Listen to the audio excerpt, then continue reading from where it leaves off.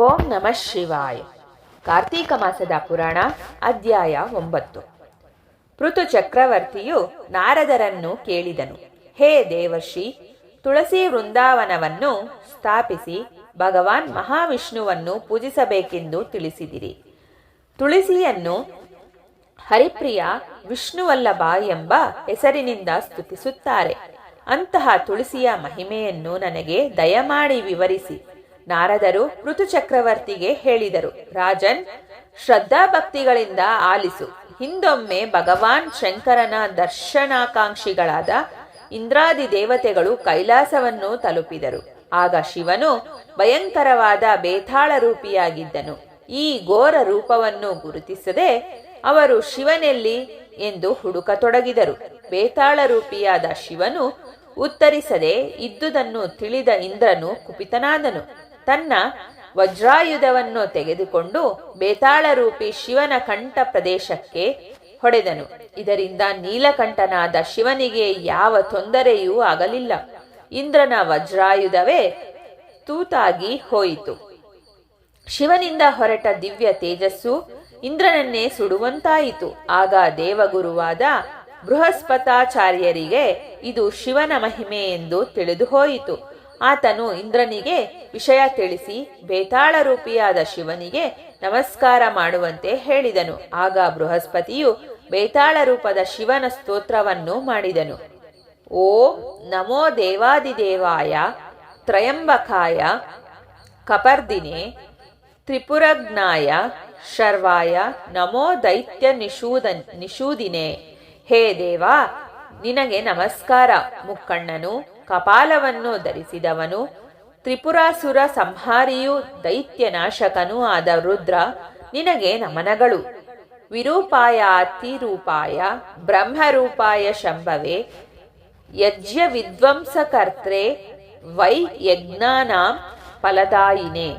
ವಿಚಿತ್ರ ರೂಪನು, ವರ್ಣನಾತೀತ ದೇಹನು, ಸರ್ವವ್ಯಾಪ್ತನು, ಮಂಗಳಕರನು, ದಕ್ಷ ಪ್ರಜಾಪತಿಯ ಯಜ್ಞ ವಿಧ್ವಂಸಿಯೂ ಆಗಿ ಸಕಲ ಯಜ್ಞಗಳ ಫಲಪ್ರದನೂ ಆದ ಹೇ ಶಿವನೇ, ನಿನಗೆ ನಮಸ್ಕಾರಗಳು. ಕಾಲಾಂತ ಕಾಲ ಕಾಲಾಯ ಕಾಲಭೋಗಿಧರಾಯ ಚ ನಮೋ ಬ್ರಹ್ಮ ಶಿರೋ ಹಂತ್ರೆ ಬ್ರಹ್ಮಣ್ಯಾಯ ನಮೋ ನಮಃ. ಕಾಲರೂಪಿಯು, ಸಂಹಾರಕರ್ತನು, ಕಾಲ ಸರ್ಪಧಾರಿಯು, ಬ್ರಹ್ಮನ ಶಿರವನ್ನು ಚಿವಿಟಿ ಹಾಕಿದವನು ಆದ ಸರ್ವವ್ಯಾಪಿಯಾದ ಶಿವನಿಗೆ ನಮಸ್ಕಾರಗಳು. ಬೃಹಸ್ಪತಿಯು ಈ ರೀತಿಯಾಗಿ ದೇವದೇವನಾದ ಭಗವಾನ್ ಶಂಕರನನ್ನು ಪ್ರಾರ್ಥಿಸಲು ಶಾಂತರೂಪ ತಾಳಿದ ಶಿವನು ತನ್ನ ಅಗ್ನಿ ನೇತ್ರಗವನ್ನು ಉಪಸಂಹಾರ ಮಾಡಿ, ಹೇ ಬೃಹಸ್ಪತಿಯೇ, ನನ್ನ ಕೋಪದಿಂದ ಇಂದ್ರನಿಗೆ ಜೀವದಾನ ಮಾಡಿರುವೆ. ಆದ್ದರಿಂದ ನಿನಗೆ ಇಂದ್ರನಿಂದ ಜೀವ ಎಂಬ ಹೆಸರಾಗಲಿ. ನಿನ್ನ ಸ್ತೋತ್ರದಿಂದ ನಾನು ಸುಪ್ರೀತನಾಗಿರುವೆ.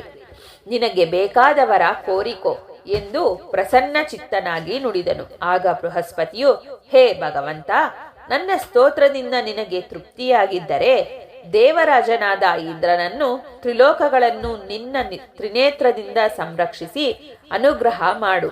ನಿನ್ನ ಹಣೆಗಣ್ಣಿನ ಜ್ವಾಲೆಯನ್ನು ಶಾಂತಗೊಳಿಸು ಎಂದು ಪ್ರಾರ್ಥಿಸಿದನು. ಶಿವನು ಬೃಹಸ್ಪತಿಯನ್ನು ಕುರಿತು, ವಾಚಸ್ಪತಿಯೇ, ನನ್ನ ಅಗ್ನಿಯನ್ನು ಉಪಸಂಹಾರ ಮಾಡಲು ಸಾಧ್ಯವಿಲ್ಲ. ಆದರೆ ಅದನ್ನು ಸಾಗರದಲ್ಲಿ ವಿಸರ್ಜಿಸುವೆ. ಇದರಿಂದ ಲೋಕಕ್ಕೆ ಬಾಧೆ ಉಂಟಾಗಲಾರದು ಎಂದು ಹೇಳಿ ಅಗ್ನಿಯನ್ನು ಸಾಗರದಲ್ಲಿ ವಿಸರ್ಜಿಸಿದನು. ಆಗ ಅಗ್ನಿಯು ಬಾಲಕನ ರೂಪವನ್ನು ತಾಳಿದನು. ಆ ಬಾಲಕನು ಜನಿಸಿದೊಡನೆ ರೋಧಿಸತೊಡಗಿದನು.